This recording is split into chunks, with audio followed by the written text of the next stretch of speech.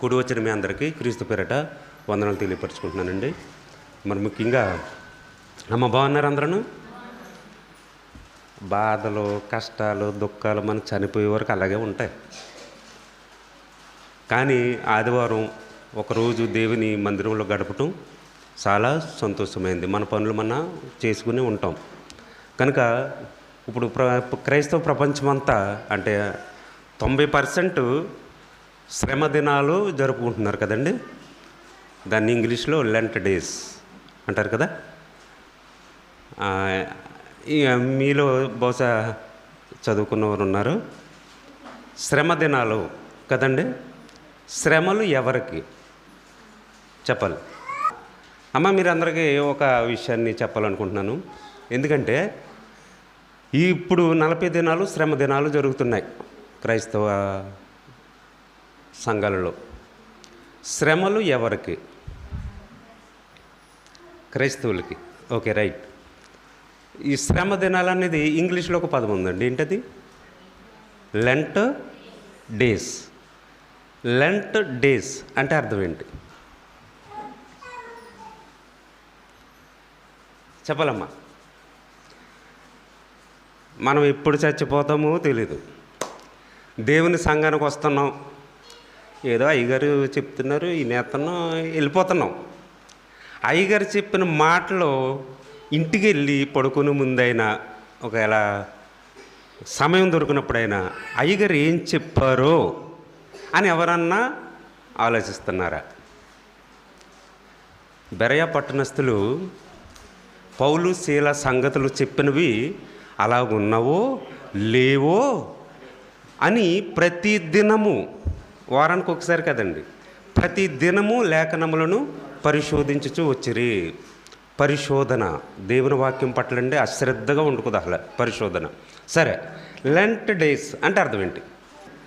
ఇప్పుడు ఏమంటే క్రైస్తవులు మీరు ఏం చేస్తున్నారని అంటే ఏమంటే మేము లెంట్ డేస్ చేసుకుంటున్నామండి అంటారు. అందరూ నేర్చేసుకున్నాం ఈ పదం. లెంట్ డేస్ అనే ఇంగ్లీష్ పదానికి తెలుగులో అర్థం ఏమిటి?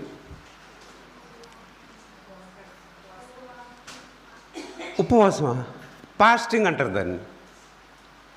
ఉపవాసం ఫాస్టింగ్ అంటారు. కానీ లెంట్, ఈ లెంట్ అనే పదం ఎలా వచ్చిందంటే లెంటిన్. లెంటిన్ అనే గ్రీకు పదాన్ని నుంచి ఇంగ్లీష్లోకి లెంట్ అని వచ్చింది. లెంటిన్ అంటే అర్థం ఏంటి? వసంతకాలం. లెంట్ డేస్ అంటే వసంతకాల రోజులు.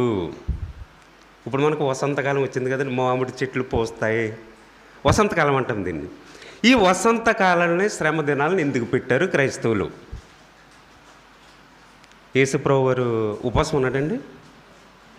ఉన్నారా? 40 దినాలు ఉన్నారు కదా. ఉన్నారు, అందరూ నమ్ముతారు. ఆ ఉపవాసం ఉన్నది ఎక్కడున్నారు ఆయన? బాప్తిసం తీసుకున్నారు. బాప్తిసం తీసుకునే వెంటనే ఒడ్డు మీదకి వెళ్తారు. ఒడ్డు మీదకి వచ్చిన వెంటనే, గట్టు మీదకి వచ్చిన వెంటనే ఆకాశం చీల్చబడి ఒక శబ్దం వస్తుంది, ఈయనే నా ప్రియకుమారుడు, ఈయన యందు నేను ఆనందించుతున్నాను. ఓకే, యేసుక్రీస్తు వారు ఆత్మరూపిగా ఎక్కడున్నారు? భూమి మీద ఉన్నారు. పరలోకం నుంచి తండ్రి పలుకుతున్నాడు, ఈయనే నా ప్రియకుమారుడు. పరిశుద్ధాత్ముడు రెండో వ్యక్తిగా మనకి పౌరాకార రూపంలో పరిశుద్ధాత్ముడు వచ్చారు. ఇప్పుడు ఇది అయిపోయిన తర్వాత వెంటనే యేసుక్రీస్తు వారు బాప్తిసం తీసుకుని ఇంటికి వచ్చారా? మరి ఎక్కడికన్నా వెళ్ళారా? అరణ్యానికి వెళ్ళిపోయారు కదండి. మీరు మత్తయి సువార్త కానీ మార్కు సువార్త కానీ మీరు చదివితే దాంట్లో మత్తయి గారు చెప్పని విషయాలు మార్కు గారు చెప్తారు. అంటే పరిశుద్ధాత్ముడు సువార్తలు, ఈ 4 సువార్తలు కదండి, మత్తయి, మార్కు, లూకా, యోహాను, వీటి 4 గ్రంథాలని సువార్త అంటాం. ఈ సువార్తలు నుండి మత్తయి గారు చెప్పనివి మార్కు గారు చెప్తారు, మార్కు గారు చెప్పింది లూకా గారు చెప్తారు, లూకా గారు చెప్పింది యోహాను గారు చెప్తారు. మనకి ఈ సువార్తలు చదువుతున్నప్పుడు ఒకే విధంగా అనిపిస్తుంది, ఆయన జరణ విధం ఇట్లనగా ఇదే అనిపిస్తుంది. కానీ మీరు పరిశీలనగా చదివితే మీకు ఇక్కడ రాయని పదం అక్కడ ఉంటుంది. ఇప్పుడు మత్తయ్య గారు ఏమంటారంటే ఒడ్డు మీదకు వచ్చిన తర్వాత యేసుక్రీస్తు వారు అరణ్యమునకు కొనిపోబడెను. ఇక్కడ మార్కు గారు ఏమంటారంటే పరిశుద్ధాత్ముడు త్రోసుకుని పోయెను. ఎక్కడికండి? అరణ్యానికి త్రోసుకుని పోయెను ఉంటుంది. అక్కడ మత్తయ్య గారు ఏమన్నారు? కొనిపోబడెను. ఇక్కడ మార్కు గారు ఏమంటున్నారు? త్రోసుకొని పోయాను. అదేంటి ఏమండి, ఇప్పుడు నేనున్నాను, దారిలో నుంచున్న తర్వాత మీరేమో నా వెనకాల ఉన్నారు, మీరు త్వరగా వెళ్ళాలి. త్వరగా వెళ్తున్నప్పుడు నేను వెళ్ళట్లేదు, మీరు నన్ను ఏం చేస్తారు? తోస్తారు. ఏమండి, ఇప్పుడు పరిశుద్ధాత్ముడు అంట యేసుక్రీస్తు వారిని అరణ్యానికి త్రోసుకొని పోయాను అని ఉంటుంది. కొనుపోబడెను, త్రోసుకొని పోయాను. ఇప్పుడు ఈ రెండటి కరెక్టే. కానీ త్రోసుకొని పోయాను అన్న పదం ఒకసారి ఆలోచిస్తే యేసుక్రీస్తు వారికి అరణ్యానికి వెళ్ళటానికి ఇష్టం లేదా? ఆలోచించాలి. ఇప్పుడు ఎవరినన్నా ఎందుకు తోస్తామండి? వెళ్ళట్లేదు కాబట్టి కదా. ఇప్పుడు మరి యేసుక్రీస్తు వారినే త్రోసుకుని పోయాడంట పరిశుద్ధాత్మ దేవుడు. అంటే వెళ్ళటానికి ఇష్టం లేదా ఆయనకి? లేనట్టుగానే ఉంది. మరి ఆయన ఇష్టానుసారంగా వెళ్తున్నట్టుగా లేదు. త్రోసుకొని పోయాడంటే ఈయనకి వెళ్ళటానికి ఇష్టం లేదు. మరి ఎందుకు తోసుకొని పోయాడు పరిశుద్ధాత్ముడు? ఇవన్నీ ఆలోచించాలండి. యేసుక్రీస్తు వారు 40 దినాలు ఉపవాసం ఉన్నారు, మేము ఉంటాం. మోషే గారు కొండ మీద 40 దినాలు ఉపవాసం ఉన్నాం, మేము ఉంటాం. ఇప్పుడు అరణ్యానికి వెళ్ళాడు కదండి, అడవిలోని మనకు దొరకని ఫ్రూట్స్ ఉంటాయా ఉండవా? పళ్ళు ఉంటాయి, నీళ్ళు ఉంటాయి ఉండవా? అవి తినొచ్చు కదా ఆయన, అవి తినొచ్చు కదా, నీళ్లు తాగొచ్చు కదా. మరి ఉపవాస దినాలు ఎందుకున్నట్టు ఆయన? ప్రశ్న కదా ఇది. ఆయన ఇంటికాడే ఉండొచ్చు ఉపవాసం, మరి అరణ్యానికి వెళ్ళటం ఎందుకు? ఆయనకి ఇల్లు ఉంది కదా, అవును కదా. ఇల్లు ఉంది ఆయనకి, కుటుంబం ఉంది, తల్లిదండ్రులు ఉన్నారు, తర్వాత చెల్లెళ్ళు తమ్ముళ్ళు ఉన్నారు. ఇంటి దగ్గర ఉండొచ్చు కదా ఉపవాసం. అరణ్యానికి వెళ్ళవలసిన పని ఏమొచ్చింది? ఆలోచించాలి దేవుని మాటల్ని. ఈ గ్రామంలోనే ఒక 10 కొంపలకి ఒక చర్చ్ ఉంది, ఒక 10 కొంపలకి ఒక చర్చ్. కానీ నేను సంతోషపడే విషయం ఏంటంటే ఈ సంఘం పేరు ఏం పేరండి? క్రీస్తు సంఘం. ఆయన స్వరక్తం ఇచ్చి సంపాదించిన సంఘం. ఎవరు ఆయన పేరు? క్రీస్తు. నా భార్య ఉందండి, నేను చాలాసార్లు చెప్తుంటాను. నా భార్య ఉంది. నా భార్య దగ్గరికి వచ్చి మీరు నా భార్యని అమ్మ మీ ఆయన పేరు ఏం పేరు అని అడుగుతారు. అమ్మా నా పేరు చెప్పాలి కదా. పక్కోడి పేరు చెప్పింది అనుకో, మీకు ఎలా ఉంటుంది? వినటానికి బాగోదు. ఏంటి ఇది అంత తేడాగా ఉందేంటి? ప్రపంచ ప్రజలందరి కోసం ప్రాణం ఇచ్చింది ఎవరండి? యేసుక్రీస్తు వారు. సంఘాలకు ఏ పేరు ఉండాలి కదా? సంఘాన్ని దేనితో పోల్చాడంటే దేవుడు వధువు సంఘము అన్నాడు. వధువు సంఘం. ఈ వధువుకి వరుడు ఎవరు? క్రీస్తు. క్రీస్తు శిరస్సు. ఈ అవయవాలకు మనం ఉన్నాయి చూసారు, ఈ అన్నిటికి సంకేతాలు ఇచ్చేది ఎక్కడి నుంచండి? మెదడు, శిరస్సు. ఈ సంఘాలన్నిటికి శిరస్సు ఎవరు? క్రీస్తు. మరి క్రీస్తు పేరు ఉండాలా లేదా? ఇప్పుడు 100 మందిలో సుమారు 80 మంది ఏం ఆచరిస్తున్నారు? ఇప్పుడు శ్రమ దినాలు కదా. ఈ శ్రమ దినాల గురించి కొన్ని విషయాలు నేను మీతో మాట్లాడాలనుకుంటున్నాను. ఈ 40 రోజులు మాట్లాడితేనే శ్రమ దినాలు అయిపోవు. ఒక్కొక్క రోజు ఒక్కొక్క గంట ఈ శ్రమల గురించి మాట్లాడితే ఇంకా ఉంటుంది సబ్జెక్టు. ఏమండి? కనుక కొన్ని విషయాలు మీతో పంచుకుంటాను. యేసు మిమ్మల్ని ప్రశ్న అడుగుతున్నాను, ఎందుకంటే లైవ్లో కూడా కొంతమంది సహోదరులు చూస్తారు కాబట్టి మిమ్మల్ని వాళ్ళను కూడా ఆలోచింపజేసి ఒక ప్రశ్న అడుగుతున్నాను. ఏంటంటే ఇప్పుడు శ్రమ దినాలు కదా, ఎన్ని రోజులు? 40 రోజులు. ఇప్పుడు ఈ శ్రమ దినాలు తీరే ముందు ఏమొస్తుంది? Good Friday. గుడ్ ఫ్రైడే తర్వాత ఈస్టర్. మనసులో పెట్టుకోండి, గుడ్ ఫ్రైడే వస్తుంది, ఈస్టర్ వస్తుంది. యేసుక్రీస్తు వారు సిలువకు వెళ్ళక ముందు ఉపవాసం ఉన్నారా, లేక మరి ఎప్పుడన్నా ఉన్నారా? చెప్పాలమ్మా. సిలువకు వెళ్ళక ముందు ప్రపంచ క్రైస్తవుల్లో 80% మంది ఆచరించే ఈ పండగ, లేకపోతే ఈ యొక్క శ్రమదినాలో, లెంట్ డేసో, యేసుక్రీస్తు వారు సిలువకు వెళ్ళక ముందు 40 దినాలు ఉపవాసం ఉన్నారా, లేక మరి ఎప్పుడన్నా ఉన్నారా? చెప్పాలండి. నేనేమన్నా, మీరు చెప్పకూడదు, చెప్పాలండి. పోన్లే ఉన్నారు. ఎక్కడ ఉన్నారు? ఆయనకి ఇల్లు లేదా? ఆయనకి ఇల్లు ఉన్నది, తల్లిదండ్రులు ఉన్నారు, చెల్లుళ్ళు ఉన్నారు, తమ్ముళ్ళు ఉన్నారు. రైట్. ఇప్పుడు అరణ్యానికి యేసుక్రీస్తు వారు ఎందుకు వెళ్ళాలి? సాతాను చేత కొనుపోబడేటకు. రైట్. ఇప్పుడు యేసుక్రీస్తుని మనం మాదిరిగా చూసుకుందాం.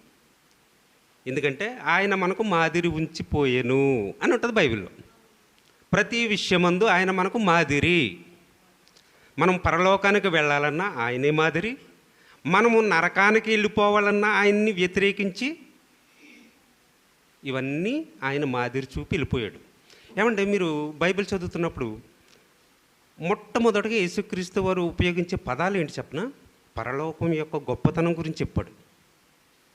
ఈ పరలోకం ఎంత ఔన్నత్యమో, ఎంత ఉన్నతమైన ప్రాంతమో దాని గురించి చెప్పారండి.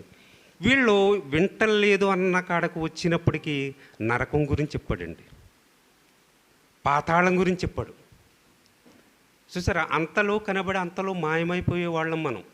స్త్రీలు భోజనంలో వండుతారు కదా, భోజనం వండేటప్పుడు మనం రైస్ వేస్తాం కదా, ఎసట్లో రైస్ వేస్తాం కదా, మూతటేస్తారు. మూతటేసిన తర్వాత పొంగు వచ్చినప్పుడు ఒక్కసారి అది తీయండి అలా పైకి, ఆవిరి అలా కనిపిస్తుంది, మీకు మాయమైపోద్ది. మన జీవితాలు కూడా ఆవిరితో పోల్చాడు దేవుడు. నేనేంట్రా, ఏంట్రా, ఓ ఏంట్రా, ఇక్కడ వరకే. కన్ను మూసామనుకోండి మన ప్రతాపం సమాధిలో. కనుకరా గుర్తుపెట్టుకోండి, యేసుక్రీస్తు వారు అరణ్యంలోకి కొనుపోబడ్డాడు. రైట్. ఆయనకి ఇల్లు ఉన్నది, తల్లిదండ్రులు ఉన్నారు, ఒక కుటుంబం ఉంది, నజరేత్ అనే ప్రాంతం ఉంది, ఆ గ్రామంలో పెరిగాడు ఆయన. రైట్. ఇప్పుడు మనం బాప్తిస్మం తీసుకుని మనం ఎక్కడికి వస్తున్నాం? మనం గోదావరి దగ్గరికి వెళ్తామండి. గోదావరి దగ్గరికి వెళ్ళి బాప్తిస్మం తీసుకుని మనము ఎక్కడికి వెళ్తాం? మన ఇంటికి వచ్చేస్తాం కదా, మన ఇంటికి వచ్చేస్తాం. ఇప్పుడు అరణ్యానికి కొనుపోబడని అన్నాం కదా. ఇప్పుడు ఆ విషయాలను ఒక్కొక్కసారి ఒక్కొక్కటి పరీక్షిద్దాం. ఏమండి? ఎందుకంటారా, బైబిల్ బైబిల్ ఎవరికైనా కావాల్సింటే చెప్పండి, బైబిల్ రప్పిస్తాం. బైబిల్ ఎవరికైనా లేని వాళ్ళు ఉంటే చెప్పండి, బైబిల్ ఇస్తాం. బైబిల్ ప్రతిరోజు ఒక అధ్యాయం చదవండి. ఎందుకంటే మన క్రైస్తవుల దగ్గర వచ్చింది ఏంటంటే, మన క్రైస్తవులు బైబిల్ చదవరు. అందుకే చెప్పిన వాళ్ళు వాళ్ళ ఇష్టం వచ్చినట్టు చెబుతూనే పోతూ ఉంటారు. మళ్ళీ మనం బయటికి వెళ్ళి ఏమంటాం? అయ్యగారు అదరగొట్టేశారంటారు ప్రసంగం. ఎందుకు? వాళ్ళకి అర్థమైపోతుంది మనం బైబిల్ చదవం కాబట్టి. బైబిల్ చదువును ఉన్నవాళ్ళు అదేంటండి అయ్యగారు ఇలా ఉంది కదా, అలా చెప్పారేంటని అడుగుతారు. కానీ మన దగ్గర అది లేదు. కనుక ప్రతిరోజు బైబిల్ చదవంటారు. ఎందుకంటే తెల్లవారుతుంది, మరలా మనకు ఒక దినం వచ్చింది అని అంటే ఆయన ప్రణాళికలు ఇంకా మనము ఉన్నాం. కనుకరా మత్తయి సువార్త ఒకసారి చూద్దాం. అన్ని విషయాలు మీ దగ్గర పేపరు పెన్ను గట్ట ఉంటే మీరు రాసుకోండి, ఇంటికి వెళ్ళిన తర్వాత పరిశీలించండి. మత్తయి సువార్త 4వ అధ్యాయము 1వ వచనములో 3 మాటలు. అప్పుడు చాలమ్మ. అప్పుడు అమ్మ తీసారు కదా, సరే ఇంకా వినండి. ఇది నా దగ్గర కొత్త బైబిల్ అండి, ఇది నాకు త్వరగా రావట్లేదు రిఫరెన్స్లు.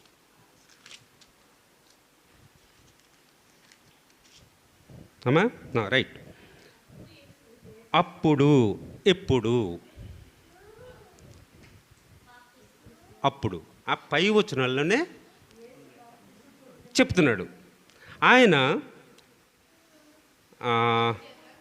33 అండి, పై అధ్యాయంలో 33 వచనం. ఆ సమయమున యోహాను చేత బాప్తిసం పొందుటకు 13 వచనం అమ్మ.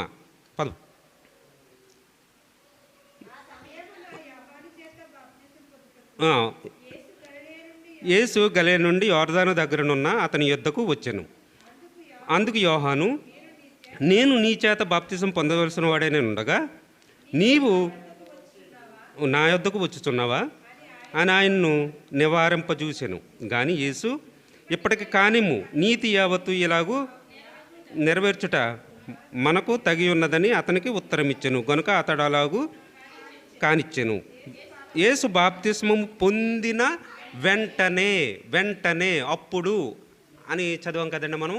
అప్పుడు ఎప్పుడు అంటే బాప్తిస్మము పొందిన వెంటనే. చదవండి. నీళ్ళలో నుండి ఒడ్డుకొచ్చెను. ఇదిగో ఆకాశము తెరవబడెను. దేవుని ఆత్మ పావురం వలె దిగి తన మీదకు వచ్చుట చూచెను. మరియు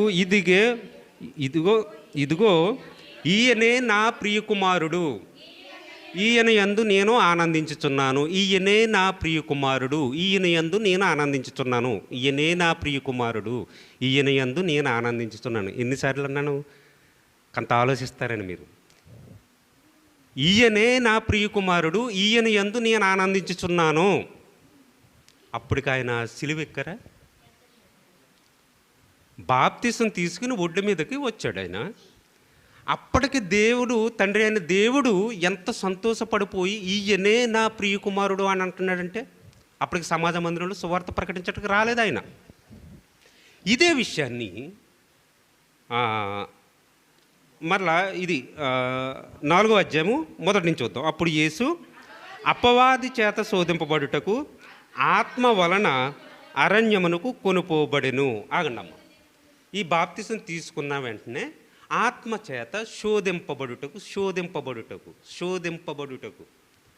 అరణ్యమునకు కొనుపోబడెను. ఇదే వచ్చినని మార్కు గారు ఈ విషయం చెప్తాను. సువార్తలు ఎన్నండి? సువార్తలు ఎన్ని? సువార్త ఒక్కటే. అది ఏంటంటే క్రీస్తు మరణ సమాధి పునరుత్థానాలే సువార్త. కానీ 4 చేత దేవుడు వ్రాయించాడు. మత్తయ్య గారు చెప్పని విషయాన్ని మార్కు గారు చెప్పని విషయాన్ని లోక గారు చెప్పని విషయాన్ని యోహాను గారు చేత, ఇంకా ఈ 4 చెప్పని విషయాలు కూడా కొంతమంది చేత కూడా రాయించాడు దేవుడు. అందుకే యెహోవా వాక్యము కొంత ఇచ్చట కొంత అచ్చట మీకు వచ్చును. అంటే క్రొత్త నిబంధనలో ఒక ప్రశ్న ఎదురుందా ఉంది అనుకోండి మనకి. ఈ 66 పుస్తకాలు వెతకాలి. ఆ వెతికితే సమాధానం ఎక్కడో మనకి దొరుకుతుంది. కనుక ఇప్పుడు మార్కు గారు ఆత్మచేత కొనుపోబడెను అని అంటున్నారు కదా మత్తయ్య గారు. ఇప్పుడు మార్కు గారు ఏమంటున్నారో చూద్దాం. మార్కు సువార్త 1వ అధ్యాయము 12వ వచనం అమ్మ.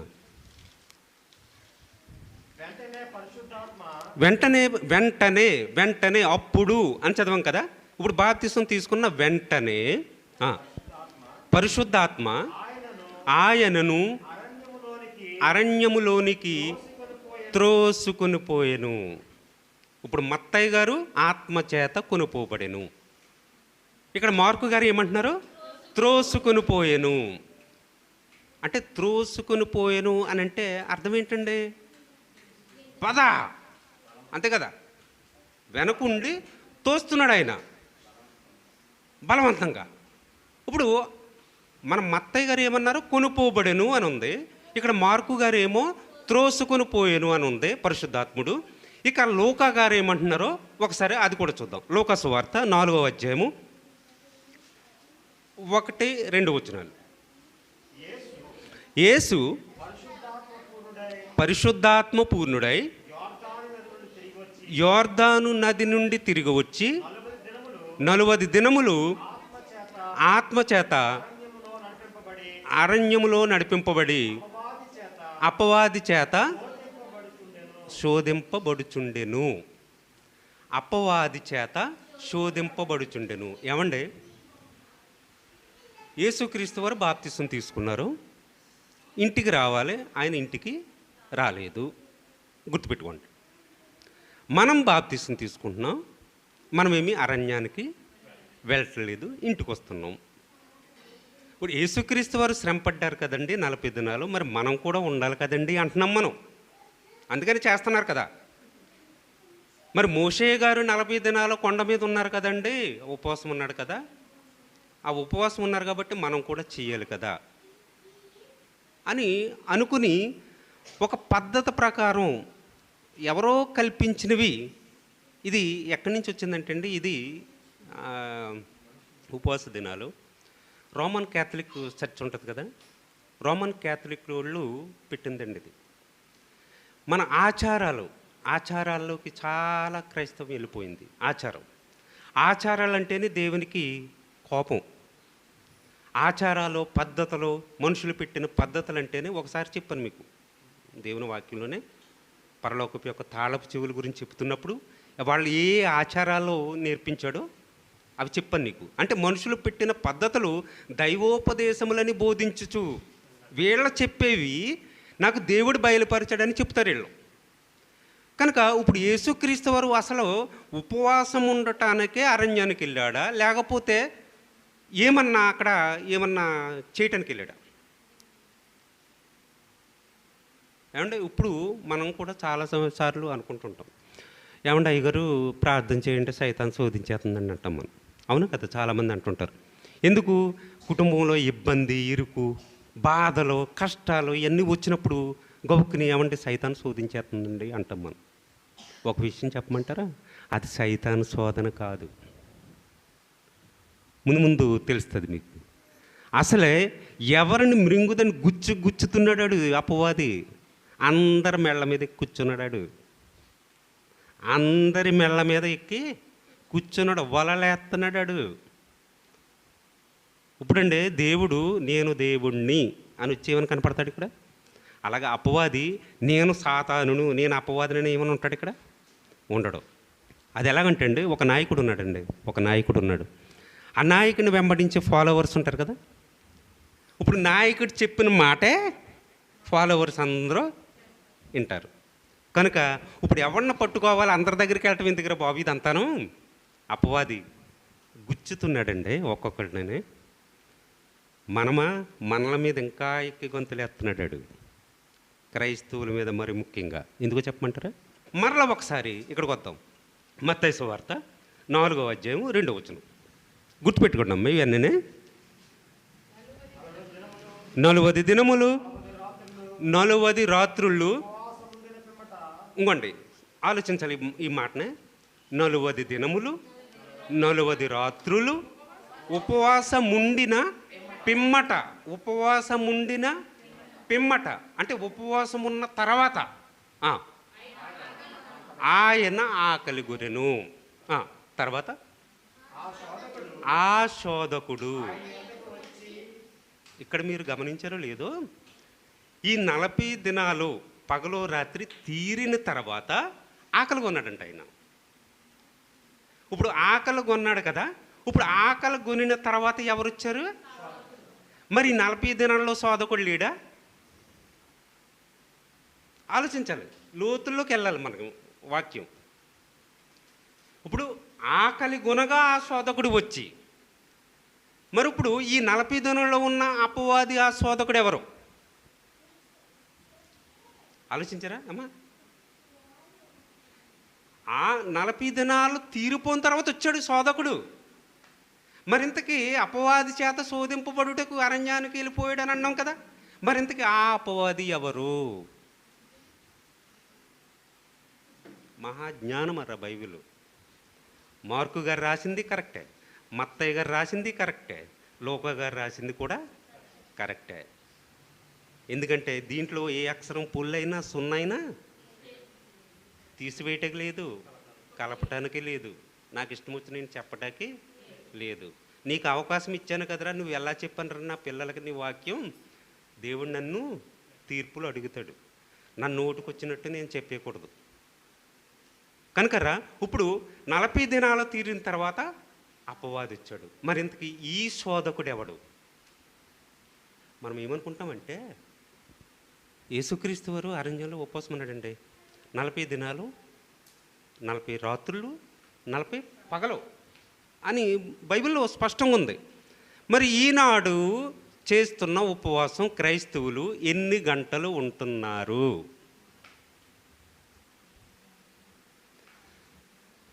పొద్దుట కేవలం మనం ఏమనుకుంటున్నాం, ఉపవాసం అంటే ఒక మాటలో చెప్పేస్తున్నాను నేను, భోజనం ఒక్కటే చేయమండి. భోజనం ఒక్కటే చేయము, పొద్దున్న ఒక గ్లాసు పాలు తాగేస్తాం, టిఫిన్ తినేస్తాం. ఏంటి మన దృష్టిలో అది ఉపవాసం. మరలా 3 గంటలకి ఎప్పుడు తినేద్దామా అని ఉంటుంది.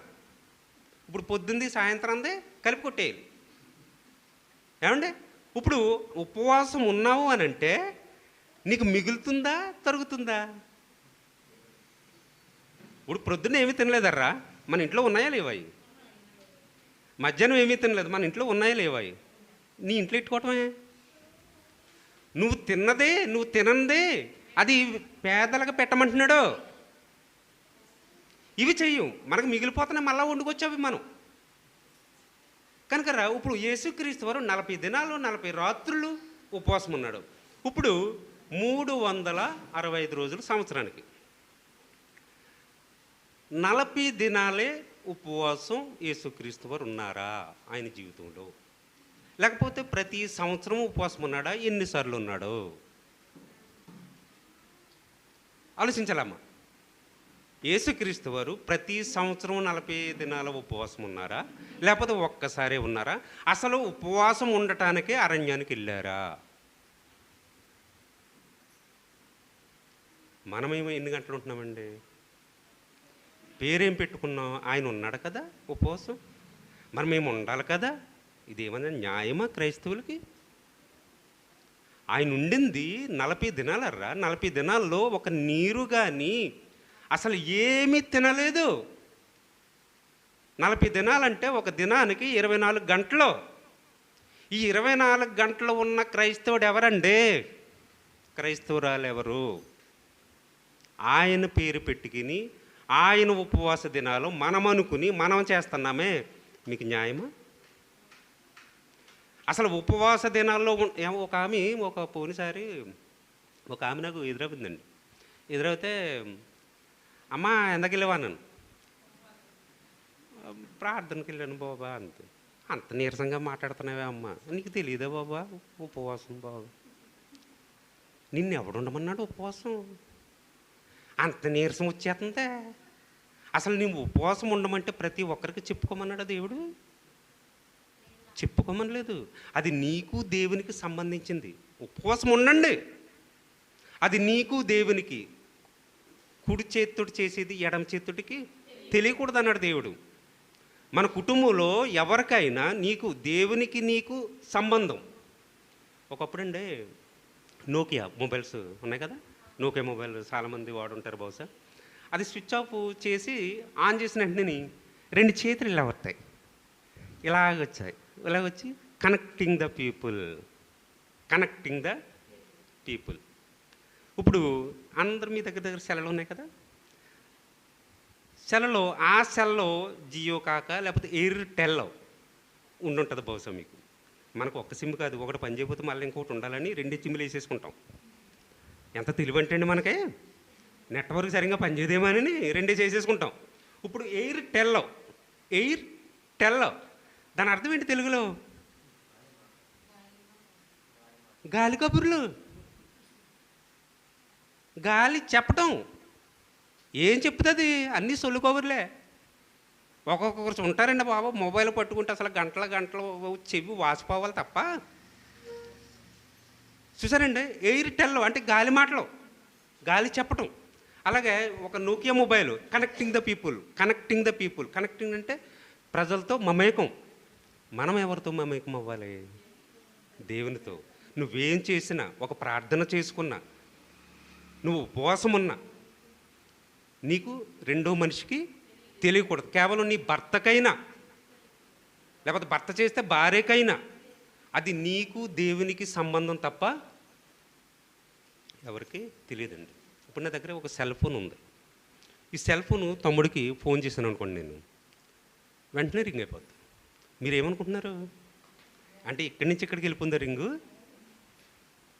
లేదండి, ఆకాశ మండలంలోకి వెళ్తుంది. మీరు ఎవరు ఫోన్ చేసినా, ఎవరు ఏదైనా పంపించుకున్నా, ఆకాశ మండలంలో శాటిలైట్ ఉంది. ఆ శాటిలైట్లోకి వెళ్ళి అక్కడి నుంచి డెలివరీ అవుతుంది. అంటే మహాజ్ఞానాన్ని దేవుడు మనిషికి ఇస్తే, ఈ ఇచ్చిన ఈ జ్ఞానాన్ని దేవుడు ఎవరన్నా మనుషులు కనిపెడుతున్నారా? లేదండి.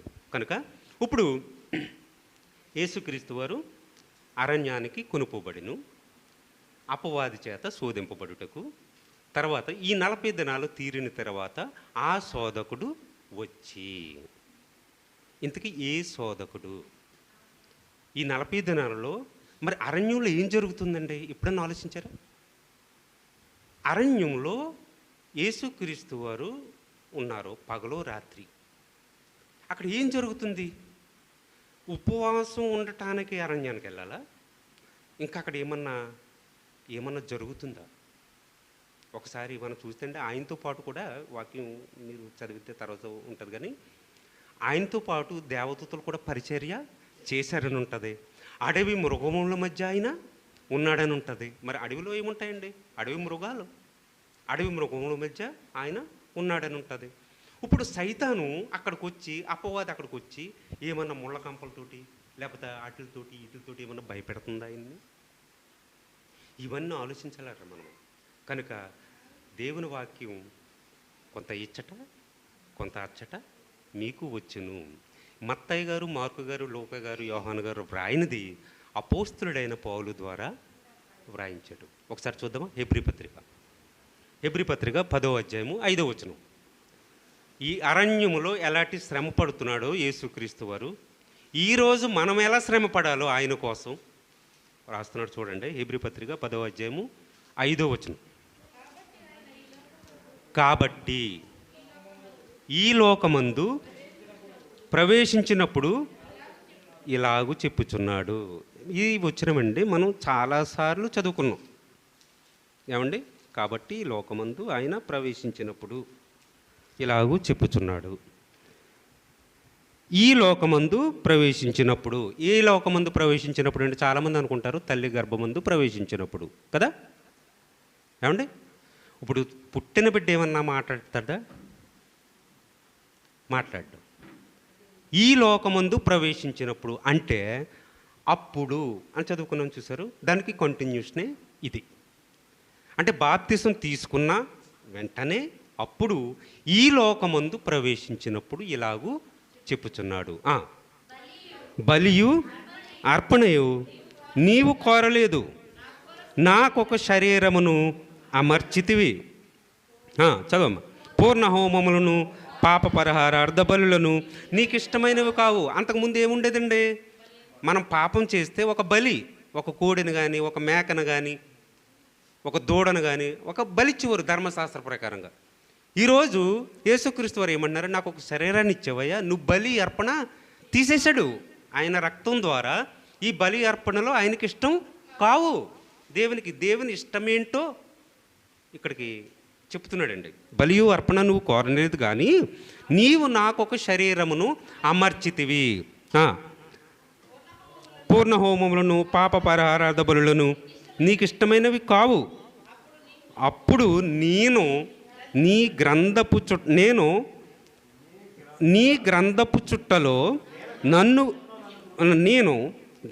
చుట్టలో నన్ను గూర్చి వ్రాయబడిన ప్రకారము దేవా నీ చిత్తము నెరవేర్చుటకు ఇదిగో నేను వచ్చి ఉన్నాను. తండ్రి, నీ దగ్గర ఒక గ్రంథం ఉంది, ఆ గ్రంథంలో నా పేరుంది. నన్ను గురించి మీరు రాసుకున్నారు కదా ఈ కార్యక్రమాలు చేయాలని, ఇదిగో నేను వచ్చాను అని అంటున్నాడండి యేసుక్రీస్తు వారు. అర్థమవుతుందారా? ఇప్పుడు ఇదే హెబ్రీ పత్రిక 2వ అధ్యాయము 14వ వచనం ఒకసారి చూద్దాం. ఈ హెబ్రీ పత్రికని చుట్టే తిప్పుతాను మిమ్మల్ని. ఇప్పుడు హెబ్రీ పత్రిక 2వ అధ్యాయము. కాబట్టి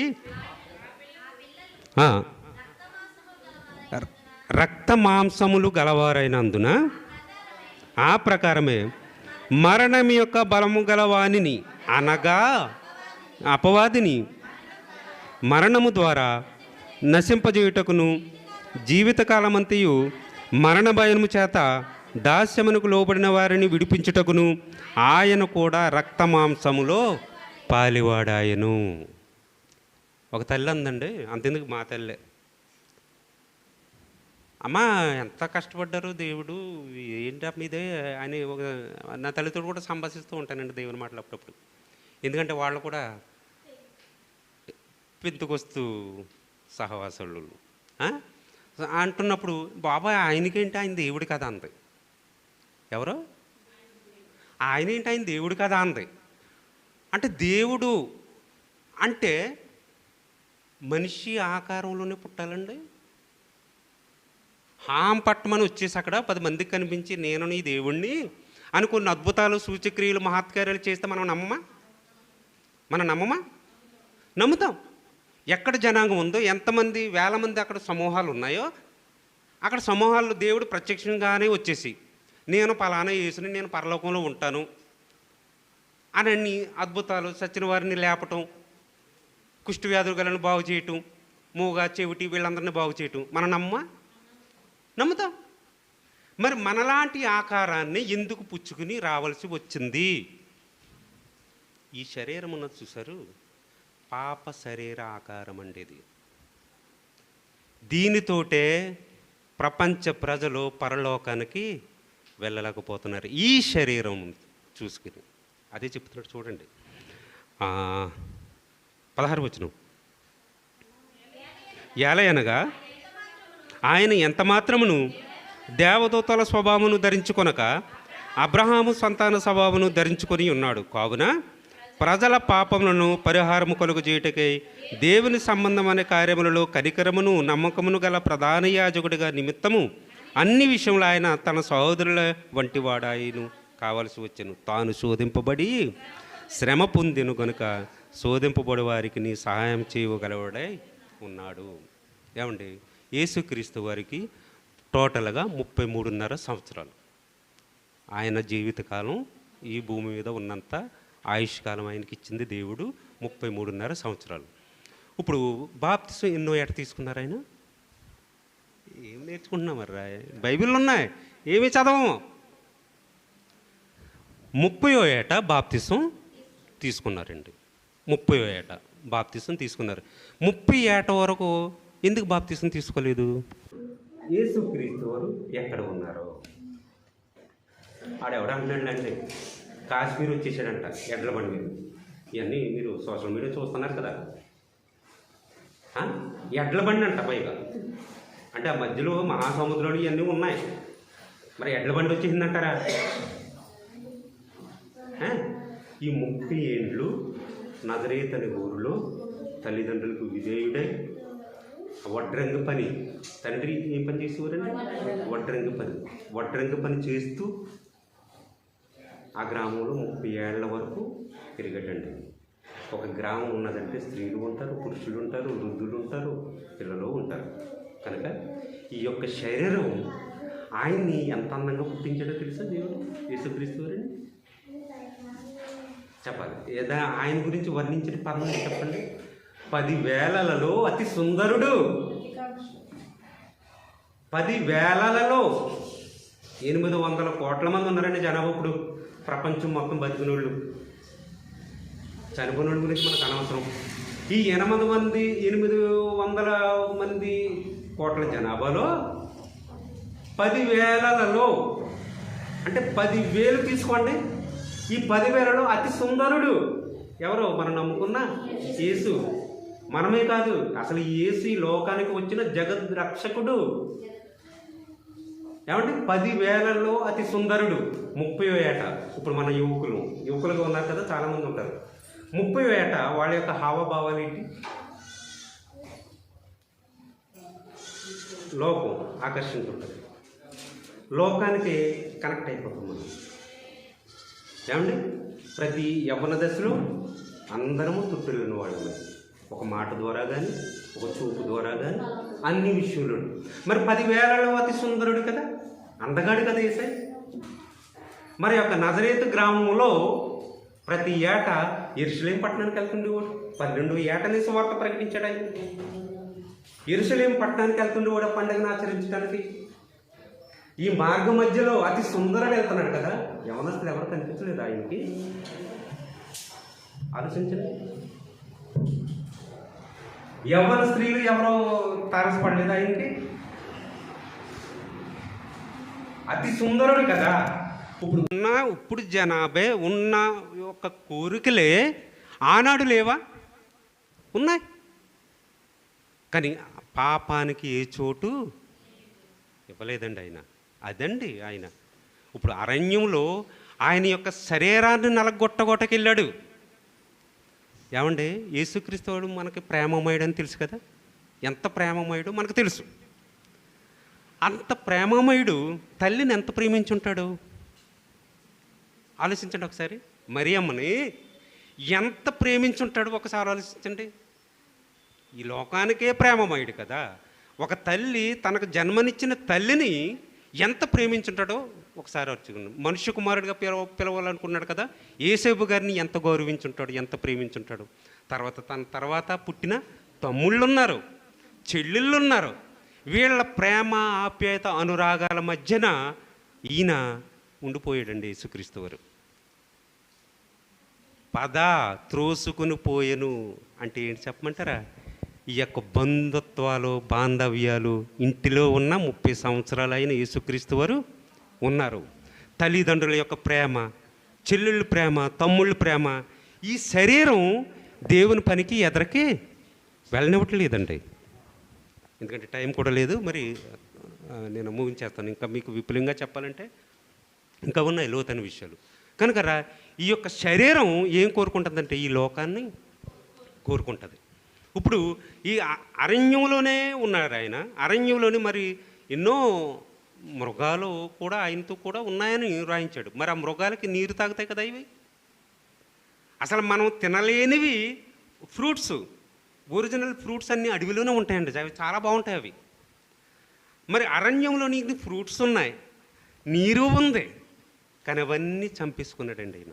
ఎవరి కోసం? మన కోసం. ఇప్పుడు చదివాం కదా, ఇదిగోండి, ఇదిగో హెబ్రీ పత్రిక 10వ అధ్యాయం 5వ వచనం. కాబట్టి ఆయన పాపములను తీసివేయుట అసాధ్యము. కాబట్టి ఆయన ఈ లోకమందు ప్రవేశించినప్పుడు ఇలాగూ చెప్పుచున్నాడు, బలియు అర్పణ నీ కోరలేదు కానీ నాకు ఒక శరీరమును అమర్చితివి, పూర్ణ హోమములను పాప పరిహారార్థ బలులను నీవు కావు. అప్పుడు నేను గ్రంథపు చుట్టలో నన్ను గూర్చి వ్రాయబడిన ప్రకారం ఇదిగో నేను వచ్చి ఉంటిని. దేవా, ఇది నేను వచ్చి ఉంటిని. హెబ్రీ పత్రిక 4వ అధ్యాయం 15 వచనం కూడా ఒకసారి చూద్దాం. 4వ అధ్యాయం 15 అండి. మన ప్రధాన యాజకుడు మన బలహీనతల యందు మనతో సహానుభావం లేనివాడు కాడు కానీ సమస్త విషయంలోనూ మన వలనే శోధింపబడినను. అక్కడ మత్తయి గారి సువార్తలు ఏమని చదువుకున్నాం? శోధకుడు వచ్చాడు కదా. శోధకుడు శోధింపబడటానికి వెళ్ళిపోయాడు. ఆ శోధకుడు ఇక్కడ పౌలు గారు పరిశుద్ధాత్మ ప్రేరణతో చెప్తున్నాడు చూడండి. సమస్త విషయముల్లోనూ మన వలననే శోధింపబడినను ఆయన పాపము లేనివాడుగా ఉండెను గనుక మనము కనికరింపబడి సమయోచిత సహాయం కొరకు కృప పొందినట్లు ధైర్యంతో కృపాసనం వద్దకు చేరుదము. ఈ శరీరాన్ని నలగొట్టడానికి ఈ 40 దినాలు శ్రమపడ్డాడండి. అంటే ఎంత మహా శ్రమపడ్డాడో ఇక్కడే మరొక వచనంలో కూడా పౌలు గారు పరిశుద్ధాత్మ ప్రేరణతో రాయిస్తున్నాడు. హెబ్రీ పత్రిక 5వ అధ్యాయము 7వ వచనం. దాంట్లోనండి ఇంకో అమ్మ ఆలోచించండి. ఈ విషయంలో 5 ప్రాముఖ్యమైనవి చెప్తున్నాడండి. 5 ఈ వచనంలోనే 5 చెప్తున్నాడు. ఆయన చదవమ్మ. శరీర దారి అయి ఉన్న దినములలో, శరీర దారి అయి ఉన్న దినములలో. ఇప్పుడు మరలా ఈ శరీరానికి హెబ్రీ పత్రికలో 10వ అధ్యాయంలో ఏమని చదువుకున్నాం?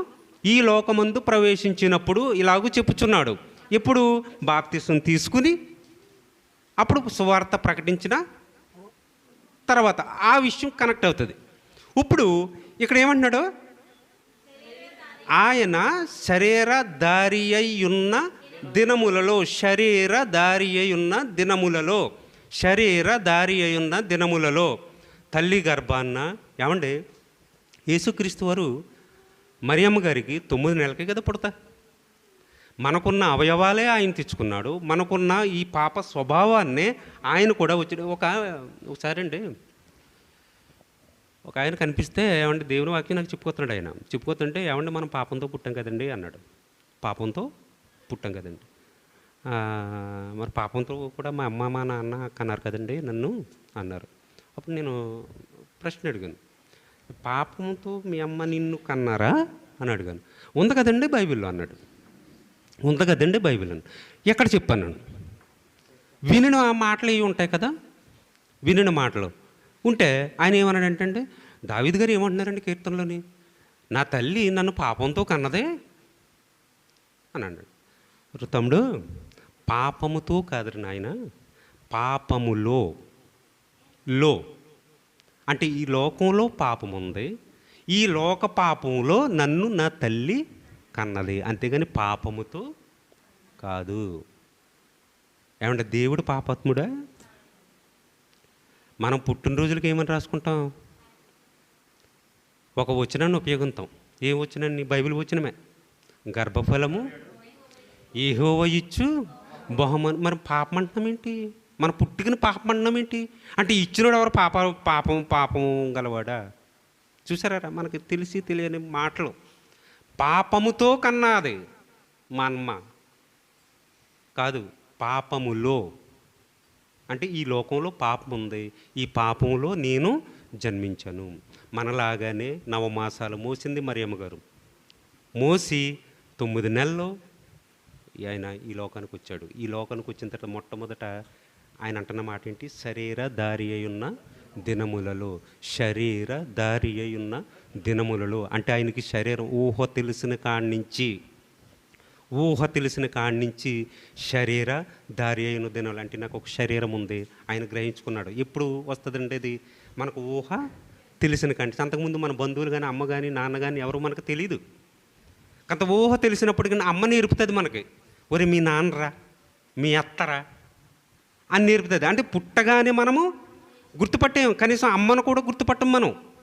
ఇప్పుడు యేసుక్రీస్తు వారు ఇక్కడ ఏమన్నాడు? ఒక 5 చెప్తున్నాడండి.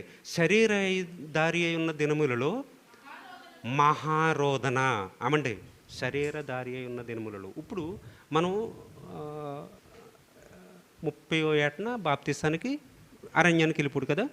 వెళ్ళిపోయిన తర్వాత శరీర దారి అయిన దినములలోని యేసుక్రీస్తు వారు పుట్టి పెరిగిన ప్రదేశంలో ఎంత అవమానం పొందాడో తెలుసా? యేసేపు గారు ఎంత అవమానం పొందారో తెలుసా? ఒక ఎగ్జాంపుల్ చెప్తాను మీకు. పండగ ఆచరించడానికి యేసేపు గారు యేసుక్రీస్తు వారు 12వ ఏట అక్కడికి వెళ్తారు. అమ్మ సరిగానండి ముగించేస్తాను. 12వ ఏట అక్కడికి వెళ్తారు. ఈ పండగలో మునిగిపోయారు యేసేపు గారు, మరియమ్మ గారు. కొడుకుని మర్చిపోయారు. మరలా ఇంటికి తిరిగి వచ్చేసారు. ఇంటికి తిరిగి వచ్చేసిన తర్వాత కొడుకు రాలేదండి అని యేసేపు గారితో అంటే మరలా వెనక్కి వెళ్ళారు. వెళ్ళిన తర్వాత ఆయన ఎక్కడ కనిపించాడు? దేవాలయంలో. ఎవరితోటి? బోధకులతోటి తర్కిస్తున్నాడు మాటలని. ఆ బోధకులందరూ ఉన్నారు కదా. బోధకులందరూ ఉన్నప్పుడు, నాన్న ఏంట్రా నీ గురించి వెతుకుతున్నాము, ఏంట్రా నువ్వు ఇక్కడ ఉండిపోయావు నాన్న అని మరియమ్మ గారు అంటుంటే యేసుక్రీస్తు వారు ఒక పదం అన్నారు, నా తండ్రి పనుల మీద నేను ఉండవాలని మీరు ఎరుగురా మమ్మీ. ఎవరి దగ్గర అన్నాడు ఈ మాట? ఈ లోక సంబంధమైన తండ్రి ఉన్నాడా లేదా యేసేపు? ఆ యేసేపు ఎదురుగుండగా ప్రధాన యాజకులు వాళ్ళతోటి మాట్లాడుతున్నప్పుడు ఈయనేమంటున్నాడు, నా తండ్రి పనుల మీద నేను ఉండాలని మీరు ఎరుగరా మమ్మీ. ఇదేంటి ఇప్పుడు ఆ మాట అనినప్పుడు యేసేపు గారికి ఎలా ఉండాలి? ఆ యేసేపు ఏంటి నా తండ్రి పనుల మీద ఉండాలంటాడు కదంటే, నువ్వు తండ్రి కదా. ఎన్ని అవమానాలు తెలుసండి మరియమ్మ గారికి. మరియమ్మ గారు పడిన కష్టమండి ఈ మానవ మాతృమూర్తి ఎవరు కష్టపడలేదండి. అన్ని హింసలు పొందిందండి ఆమె, అన్ని బాధలు అనిపించిందండి. కనుకరా ఇప్పుడు చదవమ్మ. ఇప్పుడు శరీరయ దారి అయిన దినములలో మహారోదన మొదటిదండి. మహారోదన, కన్నీళ్ళు, తన్ను మరణము నుండి రక్షింపగలవానికి. చూడండి, మూడవది ప్రార్థనలు, నాలుగవది యాచనలు సమర్పించి భయభక్తి, ఐదవదండి భయభక్తులు కలిగి యున్నందున ఆయన అంగీకరింపబడెను. ఎప్పుడు అంగీకరింపబడ్డాడండి? ఈ 5 ఉన్నాయి చూసారు, అప్పుడు దేవునికి అంగీకారం అవ్వడంట. ఆలోచించారు ఈ పదాన్ని మీరు ఎప్పుడన్నా? మహారోదనతో ఉన్నాడండి అక్కడ. కన్నీళ్ళు, యాచన, మరణము నుండి తన్ను తప్పించగలవానికి. తన్ను, ఈ తన్నెవరు? తండ్రి అయినా దేవుడు. ఎంత శ్రమ పడాలరా నాయనా అని ఆయన్ని ఈ లోకానికి పంపించాడండి. మనకి ఫ్రీగా వచ్చేసింది కాదండి పరలోకం. మన పాపములు ఇంకా చేస్తుండగానే ఆయన శిలువ మీద మరణించేసాడండి. 33.5 ఏళ్ళు అంటే యవ్వనస్తుడండి.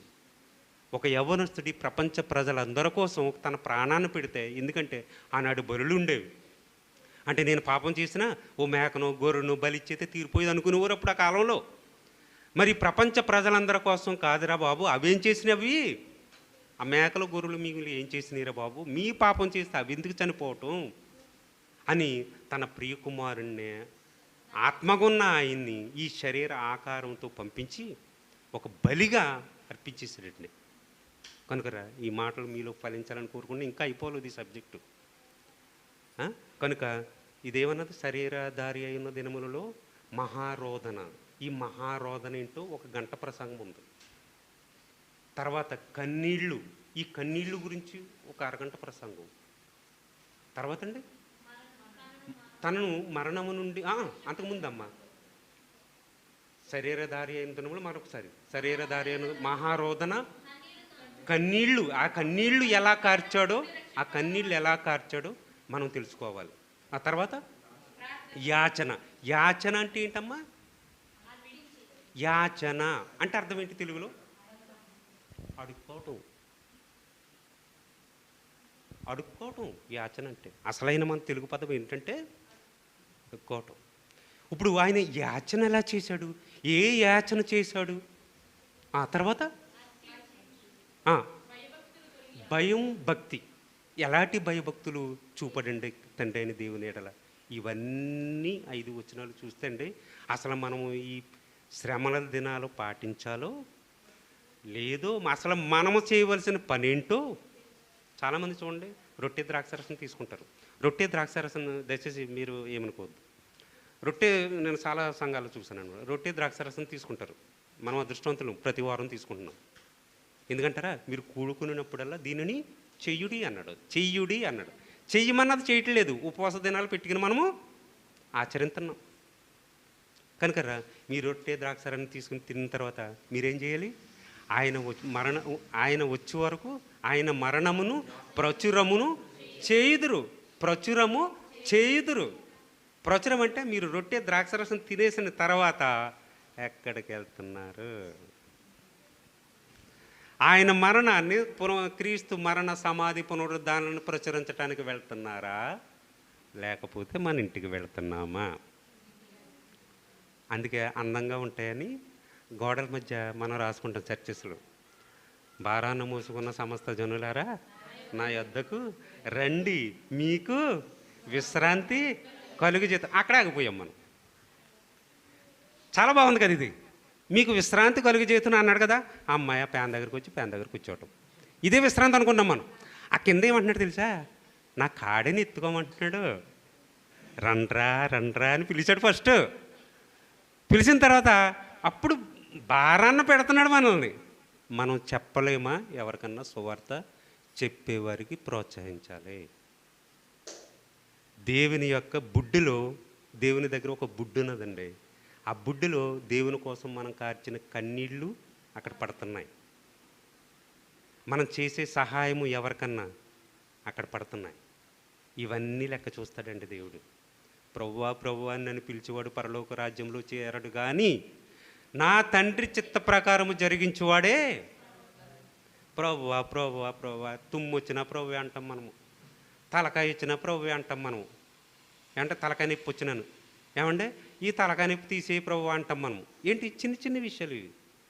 ₹1 ట్యాబ్లెట్స్ కొనుక్కుంటే పోయేదానికి, ఈ పోయేదానికి కూడా, ఈ శరీర రోగానికి కూడా మనం ప్రభువా ఈ తలనోటి తీసే ప్రభువా అని ప్రార్థన చేస్తాం మనం. ఆయన ఏమన్నాడు తెలుసా? మీకు అక్కడికి ఏమి కావాలో మీకన్నా నాకు ముందే తెలుసు అన్నాడు. ఆకాశ పక్షులు చూడండి, అవి విత్తవు కోయవు, వాటికి ఇస్తున్నాను కదా నేను ఆహారం, మీకు ఇవ్వనా? చూసారా ఈ మాటలు మనం చదువుకోవటానికి ఎంత చక్కగా ఉంటాయి, కానీ ఆచరించడానికి కనుక యేసుక్రీస్తు వారు అప్పుడు బాప్తిసం తీసుకున్న వెంటనే అరణ్యానికి ఈ శరీరంతో శ్రమ పడవలసిన దినాలు అంటే మనకి ఆంధ్రప్రదేశ్ ఉంది కదా, ఇప్పుడు దీన్ని కూడా పేరు మార్చేస్తారంట మరి. ఏమండి అంతకుముందు ఆంధ్ర తెలంగాణ ఒకటే. ఇప్పుడు అంతకుముందు మన ఆంధ్ర రాష్ట్రం విభాగించటానికి ముందు తమిళనాడు, తెలంగాణ, ఆంధ్ర ఇవన్నీ ఒకటే రాష్ట్రం. తమిళనాడు, తెలంగాణ, ఆంధ్ర ఇదంతా ఒకటే రాష్ట్రం అండి. మాకు కాదు, మాకు భాషా ప్రవృత్తి వల్ల మాకు సెపరేట్ చేసేయండి అయ్యా, మాకు తెలుగు వాళ్ళు వేరే స్టేట్ ఇచ్చేయండి అని అడిగితే ప్రభుత్వం ఎత్తలేదు. ఈలోగా ఒక నాయకుళ్ళు ఇచ్చాడు. ఎవరు చెప్పాలి?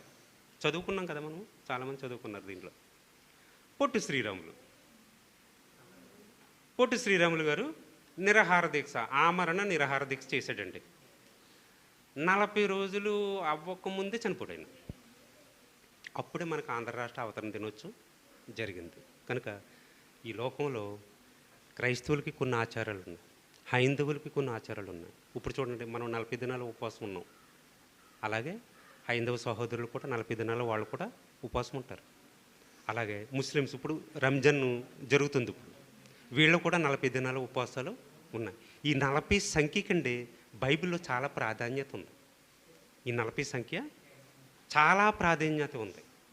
కనుక దేవుడు మన పాపాల నిమిత్తం ఆయన ఈ శరీర ఆకారం, ఈ పాప శరీర ఆకారంతో వచ్చి దీన్ని ఎలా నియంత్రించుకోవాలో, ఎలాగా దీనితో కష్టపడి దేవుని వైపు, దేవుని కొరకు వెళ్ళాలో, అనేక మంది ప్రాణాలని రక్షించాలో అని ఆలోచించి నీ కొరకు నా కొరకు పడిన శ్రమ అరణ్యంలో. అంతేగాని ఆయన ఉపవాసం ఉండడానికి ఇల్లు ఉంది, ఇంటి దగ్గర చేయొచ్చు. ఆయనకి నీళ్లు ఉన్నాయి తాగటానికి, అరణ్యంలో పళ్ళు ఉన్నాయి తినటానికి. కానీ ఆయన ఒక దీక్ష, మహారోదన అండి, మహారోదన. ఒక 2 రోజులు 3 రోజులు మనం ఆహారం లేకపోతే మనం ఎంత నేర్చుకుంటాం. అలాంటిది ఒక యవ్వనస్తుడు 40 దినాలు రాత్రి పగల్లో ఇవి ఉన్నారంటే అండి. ఇప్పుడు 365 రోజుల్లో 40 దినాలు మనం ఉపవాసం ఉండి క్రైస్తవులుగా, మరి కనుమ 325 రోజులు ఏం చేస్తున్నాం ఆలోచించాలి. క్రైస్తవులుగా ప్రతి ఒక్కరూ అంటే 325 రోజులు మన ఇష్టానుసారంగా మనం బ్రతకటమేనా? లేదర్రా, బైబిల్ అలా చెప్పట్లేదు. కనుక దేవుడు ఈ మాటలు మీలో ఫలించాలని కోరుతూ, మరి బ్రతుకుంటే మరలా ఎప్పుడన్నా సమయం ఉంటే మళ్ళీ మీతో మాట్లాడికి దేవుడు నాకు అవకాశం ఇస్తే మళ్ళీ మీతో కొన్ని మాటలు పంచుకుంటాను. చిన్న ప్రార్థన ముగించేస్తాను. పరిశుద్ధుడా మా కన్న తండ్రి, మీ వందనాలు నాయన. తండ్రి, మీ పిల్లలతో కొన్ని మాటలు నేను చెప్పను తండ్రి నాయన. మీ ప్రియ కుమారుడు తండ్రి నాయన మా కొరకు ప్రాణాన్ని, రక్తాన్ని ఇచ్చిన తండ్రి నీ కుమారుడైన యేసుక్రీస్తు వారి యొక్క ఉపవాసం ఆయన ఎలా చేసిన కొన్ని విషయాలు ప్రభావ మీ పిల్లలకు అర్థమయ్యేటట్టు చెప్పను తండ్రి. నాయన వినిన మాటలను తండ్రి నాయన అనేకులకు చెప్పడానికి మీ పిల్లలను ప్రేరేపించండి తండ్రి నాయన. వచ్చిన వారే కాకుండా ప్రభావ వచ్చిన వారంలో ప్రభావ నాయన వారి బంధువులను, తోబుట్టువులను, వారి యొక్క బంధుమిత్రులందరినీ సంఘానికి తోడుకుని తీసుకురావటానికి వారి యొక్క మనసులను ప్రేరేపించండి తండ్రి. నాయన విత్తిన వాక్యాన్ని దుష్టుడు ఎత్తుకుని పోకుండా నాయన మేము మీ వాక్య ప్రకారంగా నడుచుకుని మీ వాక్యంతో జీవించగలిగి మీరుండే మహాలోకానికి చేరుకునే భాగ్యాన్ని ఇవ్వండి తండ్రి. నాయన ఎంతో భారంతో నాయన తమ్ముడు ఇక్కడ పరిచయం చేస్తున్నాడు తండ్రి. సంఘాన్ని అభివృద్ధి పరచండి నాయన.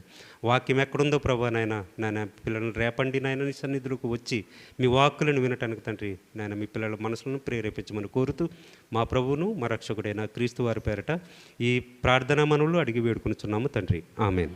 అందరికీ వందలమ్మ.